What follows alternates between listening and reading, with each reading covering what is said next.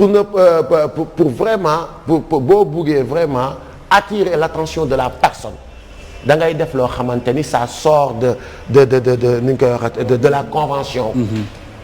ñëpp xam nañ ni montre fii lañ koy takk. donc boo ko takkee ci avant-bras. automatiquement tu vas capter les attentions. te montre du lenn lu dul xoolukaayu heure. l'Afrique est en retard. le Sénégal est en retard et Kaolack est en retard donc la montre c'était pour rappel. l'heure daw na bàyyi ñu fi mais mun nañ ko dabi. ok ouais. ok d'accord. ok alors man dafa am ñaari mbir yoo xamante ne bëggoon naa mu leer ci seen jaar-jaar. bi si jiitu mooy yaa ngi doon wax léegi pacte de sang bi nga xamante ne defoon ngeen ko au début mais gis nañ ni à un moment donné ki nga xamante ni moom mooy. yow Thiat ak keneen ki. Farba waaw gis nañ à un moment donné moom dafa génn. waaw par la suite gis nañu aussi seen relation ak ki nga xam ne moom mooy Mollah Morgan. ñaar ñooñu laa bëggoon xam lan moo waral seen séparation ak yéen. waa taaw bi ñu enregistré suñu premier album bi tuddoon premier mi-temps wu match bi. premier mi-temps wu match bi album boobu ñu ngi ci doon expliquer ni les politiques et les populations c'est un match de football. premier mi-temps bi bon politique yi ñoo mëne woon 1-0 on avait même prévu dañu demoon ba wax que ni élection yi di demee en 2000 ñu def ci loo xamante ni ñu censurer cet album biñ ko censurer nag ci la famille wu taaw taxaw ne carrément da ngay bàyyi. parce que on peut pas comprendre loo xamante ni yaa ngi ci ay tëjum kaso ay dóor ay tooxal ay loolu kese la ñu gis nga ciy daj te boobu ba léegi man mburu ndekki sax ñun fii nga koy lekkee ci kër gi là vraiment il est temps que tu arrêtes. il est venu mu expliquer ñu ko et on a compris. on a compris vraiment. jàppee leen ko une trahison. non même pas parce que boobu ba léegi ba tey jii nii studio bi mu créé à Mbambilor kër gi la ko tuddee ñu ngi déggante saa su ne. mais bokkoon na ci pacte de sang bi. bokkoon na ci pacte de sang bi moo tax ba léegi il a pas trahi. parce que il nous soutient de loin. lépp lu ñuy def ciy gis boppam te moo ciy jiitu. Morgan histoire. parce que su ma juumul demoon ngeen fi benn tournée Espagne boo xam ne defoon ngeen fa ñetti weer. effectivement par la suite moom dellusiwul. effectivement qu'est-ce qui s'est passé. histoire parce que musique la alors ñu ngi def rap il est de Kaolack Morgan sama ay mag la doon àndal donc bi muy ñëw Kaolack bi muy ñëw sama mag yi ne ko samay petit frère dañuy rap foofu Kaolack soo demee jéemal xamanteeg ñoom nga def connexion comme moom dafa nekkoon tamit rappeur bëgg rap. alors bi mu ñëwee mu ne ma say grand frère moo ma booleeg yow c'est quelqu'un boo xamante ni il habitait chez moi fa la dëkkoon et tout il nous fréquentait il a commencé à nous fréquenter je pense bi ñu rawalee Thiat en 2001 ci la ñu commencé fréquenter parce que boobu yaayam évacué na ko à Dakar pour calmer un peu vraiment la tension ci la ñu commencé fréquenter bon ñuy ànd des fois ci spectacle yi bu ñuy yéeg podium yéegandoog moom ba en 2006 on a fait en 2004 bi ñuy génne suñu album c'était Kenn Bugul après Kenn Bugul c'était Liram bi ñuy génne l'album Liram ci la ñu def un morceau avec un autre rappeur de Kaolack qui s'appelait Sega Soul Maulana Sega Soul man moom ak Morgan boobu mu ngi tuddoon boobu on parlait de la décentralisation dédakarisation parce que tout était concentré à Dakar les festivals les studios les producteurs question bi mooy lan moo tax Morgan quitté leen. maa ngi ñëw alors bi ñu defee album boobu boole ko ci. dafa yaa ngi layam-layami de. non même pas autour du pot non c'est-à-dire c'est une question boo xamante ni dafay ñëw des fois di ñëw te da nga ciy tontu mais. cette fois-ci dañoo seetlu ne yow mosoon nangoo tontu ci. lan moo tax Morgan quitté waaw moo tax tey gis nga bi tey déparé ne il faut que ñu xam jaar-jaar. ok.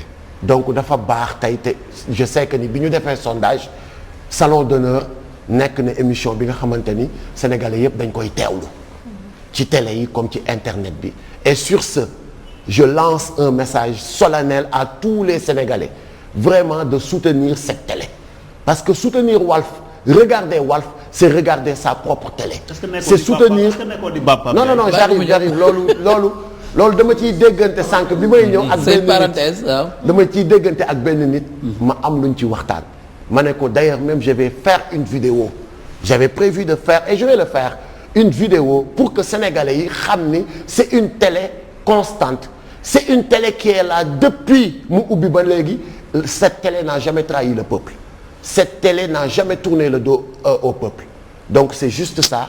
merci nit ki li mu def da nga ko koy jox da nga ko koy wan. merci ouais, non mais non. merci beaucoup c'est très normal. merci. alors merci beaucoup. donc loolu moom j'invite tous les sénégalais ñu jël ko def ko seen télé bopp. comme ni ko borom kilifa ma ne lan moo tax Morgan ngeen séparé maa ngi ñëw de loolu mooy sama laaj tontu ci. maa ngi ñëw de ci kàttanu yàlla ak mbaaxam kilifa gaawal kilifa gaawal ci kàttanu yàlla ak mbaaxam daal musul nangoo tontu ci laaj. tey laa ciy tontu tey la ciy tontu tey kese laa ciy tontu dootuma ci tontuwaat ci suma àdduna. kon jeex na ay alors xam nga boo tëbee tëb rek ne dañoo dem Espagne ñu ñibbisiwul am na jaar-jaar quand même ak Morgan. donc bi ñu defee kii boobu. en 2006 on a fait un single ensemble Kilifeu Thiat ak Morgan bi ñu defee single boobu mu nekk un single qui a marché franchement. alors il était talentueux artistiquement am ay idées am flow et tout mën a rap donc roof yàqul jën ñu boole ko ci.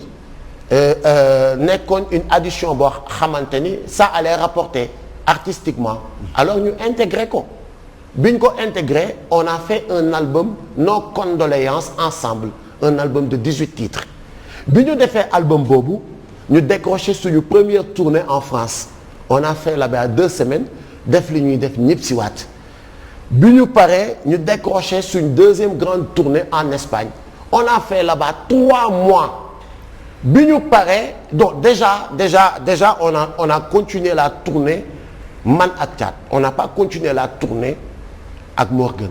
pourquoi. c'était une tournée de 16 dates bi ñu defee ay 8 dates ci la li fay am fa. li fa am lan la. li fa am juste pour être honnête. avec les Sénégalais qui nous regardent. peut-être am na loo xamante ni c'était des querelles bu Morgan doon am ak Thiat. ok mënuma la wax nag très honnêtement lii moo ko wudd mais Thiat que je connais xam naa ni c'est quelqu'un qui ne gère pas les détails nit dérangé wu ko dara dérangé wu ko su ngeen bokkee léegi 1 million mooy moom moo la naan ñaata nga ma ci bëgg a jox.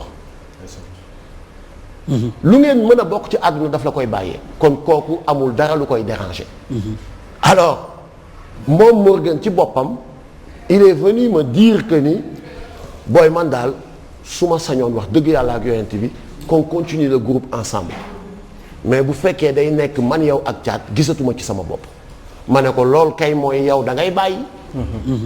parce que Thiat moom sama yaay sax bu ñëwee ne ma ndax du ma bàyyi Thiat nekk ak moom dinaa am sérieux problème. à plus forte raison beneen doomu aadama. alors xaw muñ nag lu doon ay raison bam laajoo ko lu tax mënatul ànd ak. non am na yoo xamante ni bi tey. non ndax laaj nga ko rek même boo ko xamee sax ndax laaj damay wax ak suma aqlaayu taala. waaw am na loo xamante ni. du ma la may sax occasion boo may waxee quand il s'agit de Thiat. boo ñëwee ak loo xamante ni c'est négatif automatiquement je te bloque. d'accord ndax laaj nga ko Thiat kon. du ma la laaj nga xam ne seq ngeen lépp ndax laaj nga ko lu tax Morgan ne mënatul nekk. Thiat loolu la may laaj chaque fois lan laa def Morgan. man la koy laaj. est-ce que du gelu tubaab ba. pourquoi il ne me supporte pas. est-ce que du.